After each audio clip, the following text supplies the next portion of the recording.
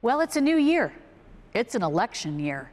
It's a presidential election year. And we are all being inundated with everything wrong and bad and dire about this country or this moment. Don't take my word for it, just read the headlines. New poll finds growing pessimism about the direction of the United States. Media polarization intensifies, deepening divisions across the nation. Erosion of soft power. U.S. struggles to maintain influence in global affairs. Democracy under pressure. Concerns mount over the health of U.S. institutions.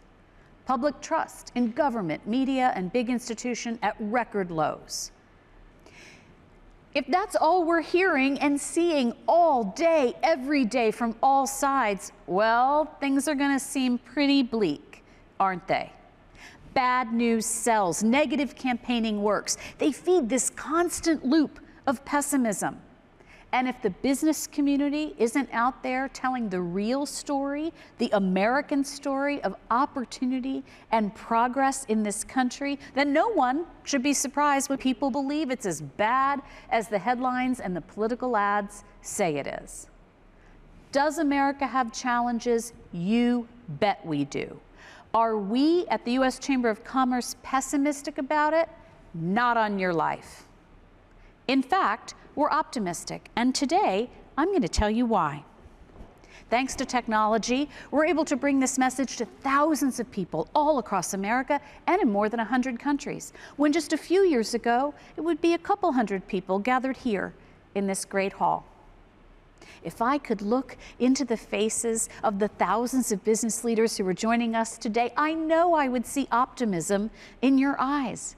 How can I know that? Because I believe in you and what you do. Every morning when you flip the open sign around and welcome customers into the business you run or you built, that's optimism. Every time you tell someone you got the job, that's optimism. Every 2 weeks when you sign the front of a paycheck, that's optimism. When you try a new technology, when you launch a new product and service, when you sell into a new market, when you make a 5-year plan, or when you simply show up for work and give the best of what you've got, your energy, your ideas, your talent, it's all optimism. No matter what kind of work you do, it's hard. It takes guts and courage and perseverance. It's fraught with risks and uncertainty, and sometimes just bad luck. You wouldn't do it without a drive to make a difference, an ambition for success, and hope for the future. So, ladies and gentlemen, the state of American business is optimistic. And this country, its citizens and leaders, our partners around the world, need to hear it. Now, you may have come here expecting me to talk about some of the 300 policy issues the Chamber will advance this year. The laws will shape, the regulations will improve or stop, the lawsuits will file and win, the pro-growth candidates will support, or the 20,000 small businesses we help on our co-website every day. Given the state of the world, you may have come expecting a global speech focused on the commercial diplomacy the Chamber will lead, the business delegations we'll send to every continent, except Antarctica, the heads of state will host here in this building, or the consequential presidential elections also happening around the world this year. But today, I'm going to use this platform to talk about something bigger than a policy agenda, something more enduring than the challenges and opportunities we'll confront in 2024, and more essential than one election in the long arc of our nation's history. Today, I'm going to talk about the idea that underpins it all, the system that enables your success and ensures our future, American free enterprise. We've stopped talking about what it means to be pro-business as a country. That's a problem, and it's a shame. There are plenty of critics who want to tell you everything that's wrong with capitalism. But the truth is, it's a good news story. It's a story of individual opportunity and agency. It's a story of collective hope and optimism. And more than a story, it's a lived reality that has improved life here and inspired people around the world. So all of us here at the U.S. Chamber want to counter-program against the negativity, Our mission and shared purpose is to defend, protect, and promote free enterprise. And we've been doing that for 112 years. But we can't do it alone.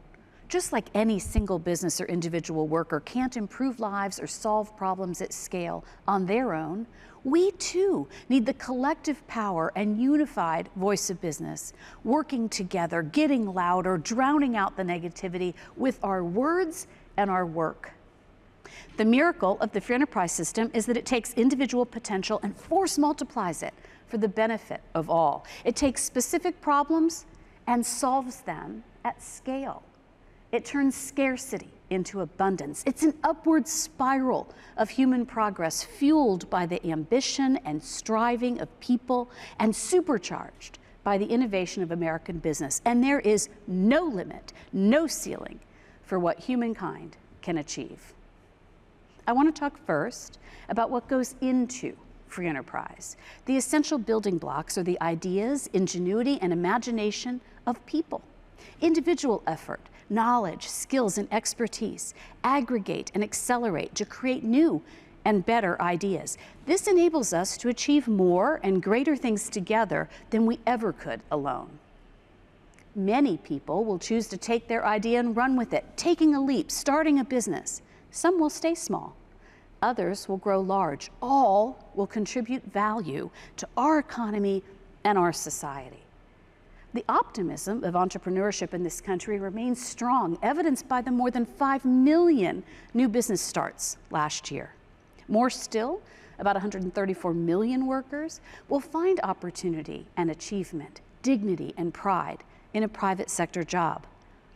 Businesses, large and small, are what help bring our ideas to life and share them with others, not just in our own communities, but across the country and around the world. I've always preferred words that describe business in terms of human connection. Company, the condition of being with others. Organization, a body of people with a particular purpose. Team, a group of individuals playing unique roles to achieve a common goal. That's what businesses do. They harness human talent and potential and make it exponentially more productive. Here's what businesses add. They build the operating models to scale the work and generate widespread value. They raise the capital to invest in ideas and turn them into innovations. They create the supply chains to source materials and reach customers. They manage the resources, systems, and networks needed to solve complex problems. Above all, they make sure everyone in the long chain of bringing an idea to market gets rewarded for their contributions through payments, salaries, wages, health benefits, retirement savings, and more. All of those things working together is what enables people through business to serve others, solve problems, and strengthen society. Ideas, products, services, and solutions are then tested in the market. A few years ago at this event, I quoted my favorite former business school professor who used to say, "The market is not your mama. It's not going to love you just because you exist. You have to earn your place in the markets by fulfilling a need or solving a problem, and keep your place in the markets by continually delivering what people want and will pay for, and adapting and innovating when their demands change." That's why anyone who says business is driven by self-interest is right. It is fundamentally in businesses' interest to serve the interests of their customers and their teams, because if they don't, in a market system, they'll fail. Yes, markets are competitive. The cynic sees it as a zero-sum game. They're wrong. An optimist rightly sees competition as a creative force. Failure leads to learning and is often a prerequisite for success. Winners take their profits and find new problems to solve. Competitors learn from others' success and drive continued advancement. And what about those bad actors whose aim is to exploit, those who seek to gain without giving in return? Markets reject them. Markets are also collaborative. They enable people across a supply chain who've never even met to integrate and innovate remarkably complex products that no single person or company could make alone. and markets are dynamic. If you look at the top 10 companies by market cap, you'll see that not one of the companies on the list 30 years ago is still on that list today. If you look at the list over time, you see companies move in, up, out, back in, and so on. Add it all up, and the biggest winners are all of us. Our families, our communities, our country, and our world.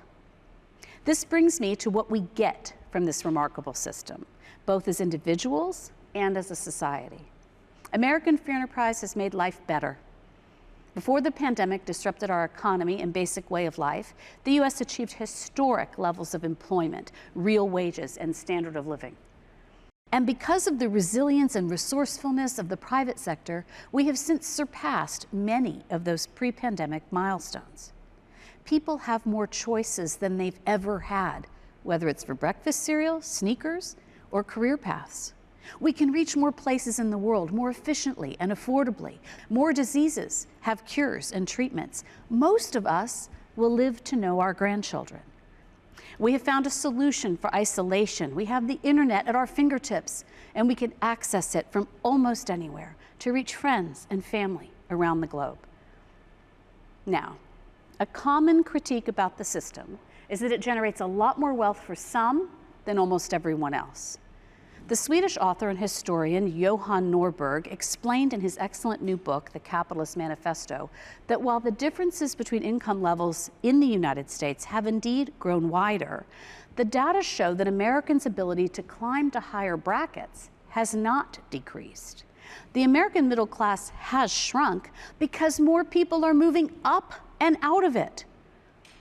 Now, this data should not discount the experience of those who are in that bottom quintile, trying to move up or simply make ends meet. Macro trends, academic arguments, facts, and figures probably feel very far from their reality. And it's important that they see and feel the upward effects of a strong economy. And that's where growth comes in, which we'll talk about in a minute. There's something else we often don't think about in the debate around wealth and well-being. Nearly all consumers, regardless of income level, are able to buy essentially the same things that meaningfully improve life.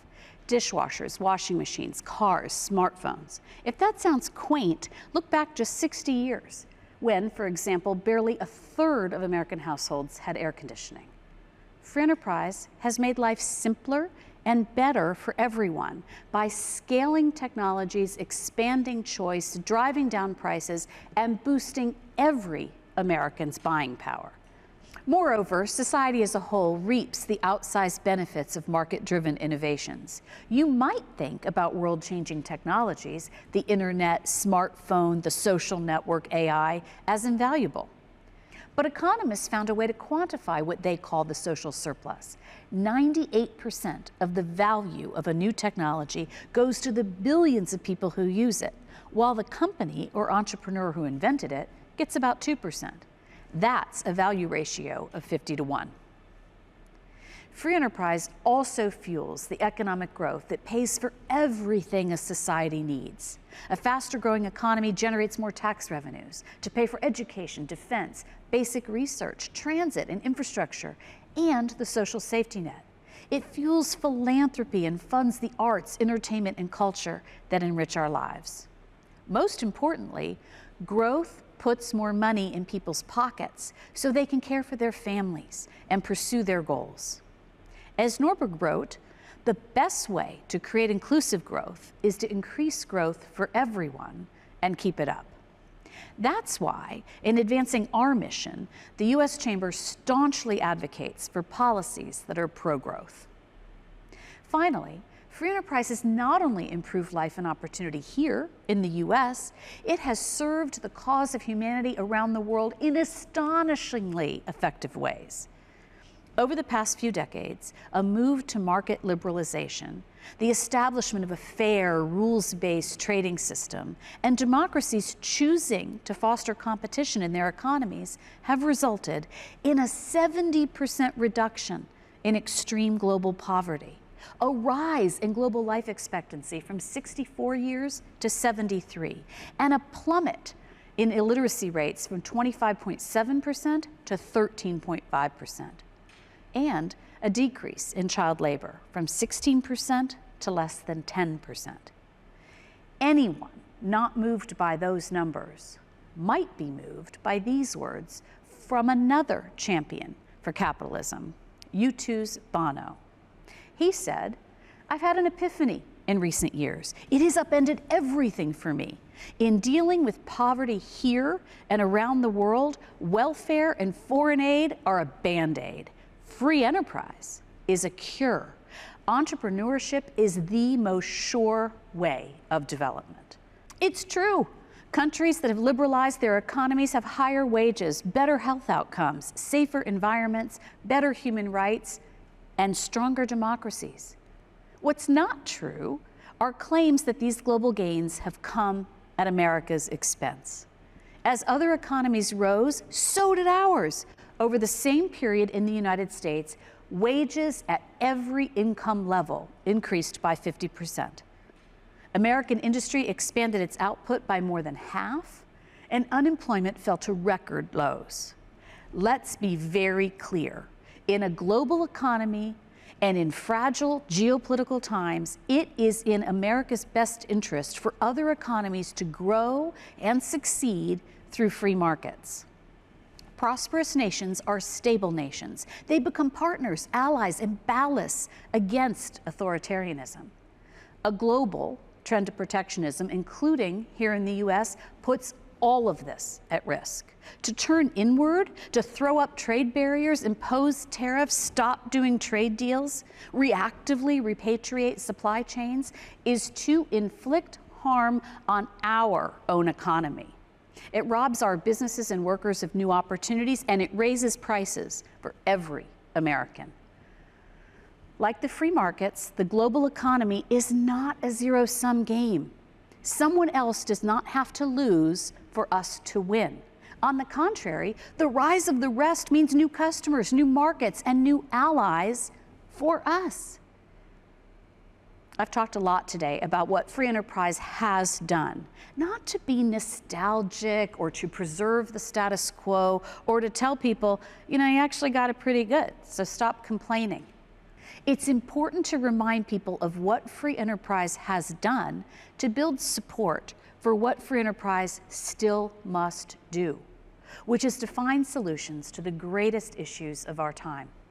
We need free enterprise to revitalize communities that were left behind in the modern economy, to rethink education in this country so every person has every opportunity to do and be and give their best, to reskill and reposition the workforce for the future so all people can keep up with the rapid pace of change, to responsibly leverage AI and unleash a new era of human productivity, to address climate change and lead the energy transition while powering our economies today, and to solve global problems from food insecurity to water scarcity.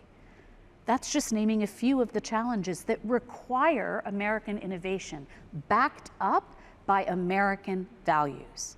If we don't lead these solutions, we will be weaker in the long run. And if we don't lead, who will? On this, I am more than optimistic. I'm confident because we have the collective ambition and intelligence of people, the capacity and expertise of business, the discipline and discovery of the markets to solve any challenge we face, and an interconnected world to make the widest possible difference for humankind. What I haven't talked a lot about is the government, and it also has an important role to play.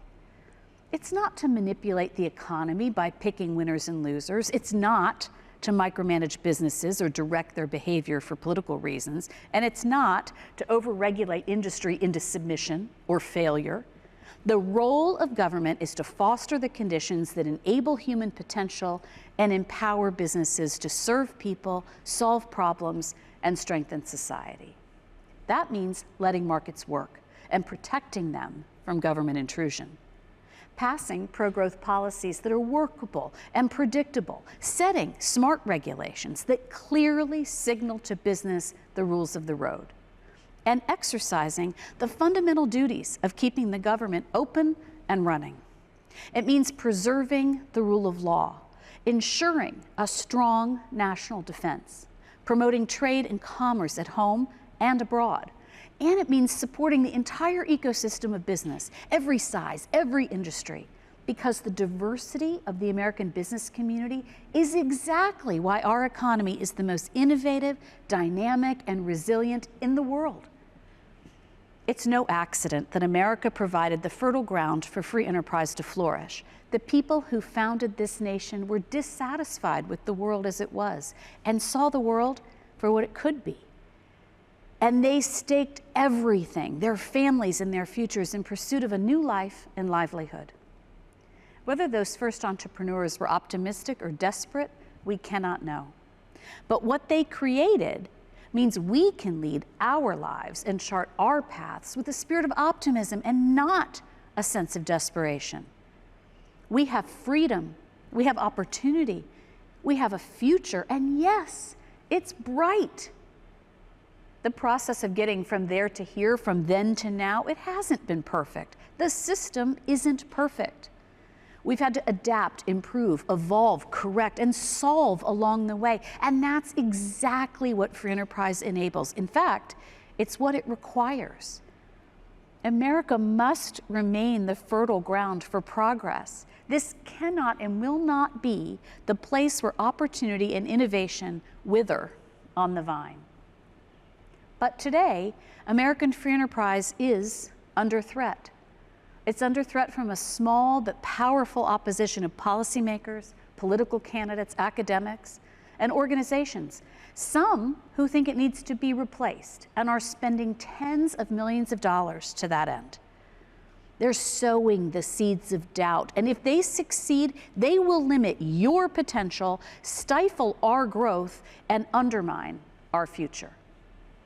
Those who believe in free enterprise, those who have lived it and been lifted by it, must stand up and say so. You can do it in big ways in your communities, in your state houses, and in the halls of Congress, in the public debate, where your voice is respected and heard and needed now more than ever.